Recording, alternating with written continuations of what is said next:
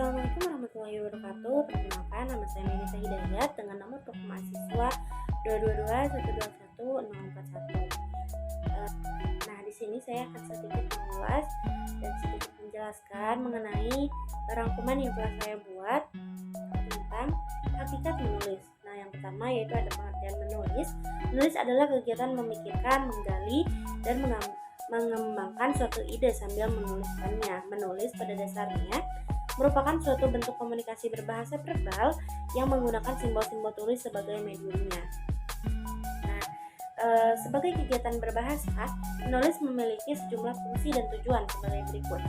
Yang pertama, fungsi personal. Nah, fungsi personal ini untuk mengekspresikan sikap, lalu pikiran dan perasaan pelaku atau autornya. Nah, yang kedua yaitu fungsi instrumental atau direktif, yaitu mempengaruhi sikap dan pendapat orang lain. Lalu yang ketiga ada fungsi interaksional, yaitu menjalin hubungan sosial. Yang keempat ada fungsi informatif, yaitu untuk menyampaikan informasi. Yang kelima ada fungsi estetis, yaitu untuk mengungkapkan atau memenuhi rasa keindahan. Nah, yang kedua adalah manfaat menulis. Menurut Krebs 1978, salah seorang tokoh yang banyak melakukan penelitian tentang pembelajaran menulis, menyampaikan manfaat menulis diantaranya yaitu 1. Menulis mengembangkan kecerdasan. 2. Menulis mengembangkan daya inisiatif dan kreativitas. 3. Menulis menumbuhkan kepercayaan diri dan keberanian. 4. Menulis mendorong kebiasaan serta memupuk kemampuan dalam menemukan, mengumpulkan, dan mengorganisasikan informasi. Nah, yang ketiga ada faktor penyebab orang tidak suka menulis. Kadang-kala kita menemukan orang-orang yang mereka enggan menulis, entah apa alasannya. Yang pertama, mungkin ini bisa menjadi alasan mereka karena mengapa mereka tidak suka menulis.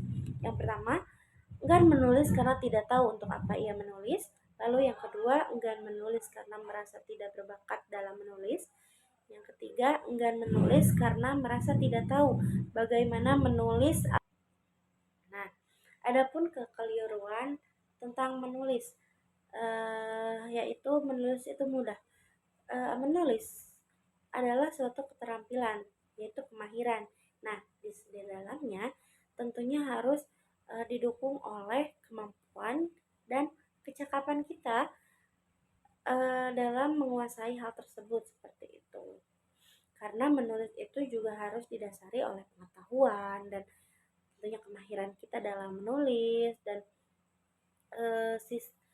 menulis ini kan adalah kegiatan yang sistematis, ada urutannya, ada pengaturannya, ada peraturannya dalam melakukan kegiatan tersebut seperti itu. Lalu yang kedua ada kemampuan menggunakan unsur mekanik bahasa. Merupakan inti dari menulis. Mengarang memang memerlukan kemampuan untuk menggunakan dan menata unsur-unsur bahasa dengan cermat. Nah, seorang penulis membutuhkan kesanggupan untuk memilih dan menggunakan kata dengan tepat, menata kalimat dan alinea dengan baik, lalu menempatkan ejaan tanda baca dan ejaan dengan pas, serta memilih corak wacana yang sesuai. Yang ketiga itu menulis itu harus sekali jadi. Yang keempat ada orang yang tidak pernah menulis atau tidak menyukai kegiatan mengarang dapat mengajarkan menulis. Oke, lalu yang ke materi yang selanjutnya adalah hubungan menulis dengan aspek keterampilan berbahasa lainnya. Nah, seperti yang kita ketahui bahwa keterampilan atau keterampilan berbahasa itu ada 4. Yang pertama yaitu menyimak, lalu berbicara, membaca, dan menulis. Nah, hubungan antara menulis dengan menyimak itu, dalam menulis seseorang memerlukan inspirasi, ide, atau informasi untuk tulisannya. Nah, ide, informasi, lalu inspirasi ini dapat didapatkan oleh autor atau penulisnya melalui kegiatan menyimak, yaitu menyimak sebuah media yang dapat menambah wawasan kita terhadap atau menambah bahan untuk kita menulis seperti itu. Lalu yang kedua, hubungan menulis dengan berbicara. Nah, menulis dan berbicara adalah dua kegiatan yang bersifat membangun dan menyampaikan pesan, isi tulisan atau isi pembicaraan. Nah, eh, keterampilan berbahasa ini memiliki sifat aktif produktif, di mana keduanya menyampaikan isi tulisan atau isi pembicaraan tersebut kepada pihak lain. Nah, dalam hal ini, pihak lain tersebut itu adalah pembaca dan pendengar. Nah, lalu selanjutnya adalah hubungan menulis dengan membaca. Nah, seperti yang saya sudah jelaskan barusan bahwa menulis itu bukanlah kegiatan hal yang mudah. Harus didasari oleh pengetahuan-pengetahuan atau bahan-bahan eh, yang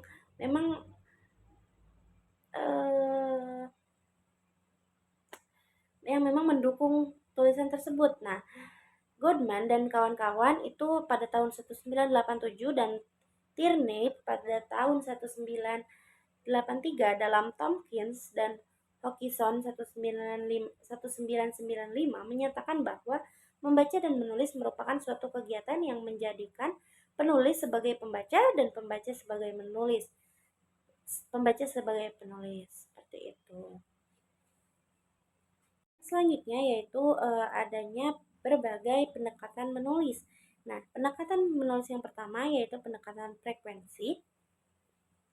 Pendekatan frekuensi adalah suatu pendekatan yang berpedoman pada banyaknya kegiatan atau latihan. Nah, pernyataan ini dikemukakan oleh Muryono pada tahun 2019. Lalu yang kedua ada pendekatan gramatikal. Nah, pendekatan gramatikal bisa diasumsikan bahwa pengetahuan atau penguasaan seseorang akan struktur bahasa akan mempercepat kemahirannya dalam menulis.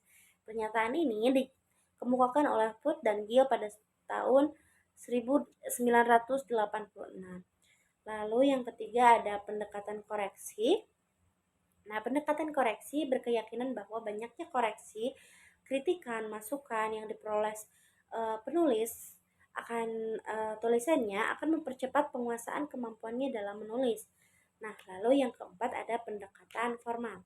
Nah, pendekatan formal mengungkapkan bahwa perolehan keterampilan menulis terjadi bila pengetahuan bahasa, pengalineaan, pewacanaan, serta konvensi atau aturan penulisan dikuasai dengan baik.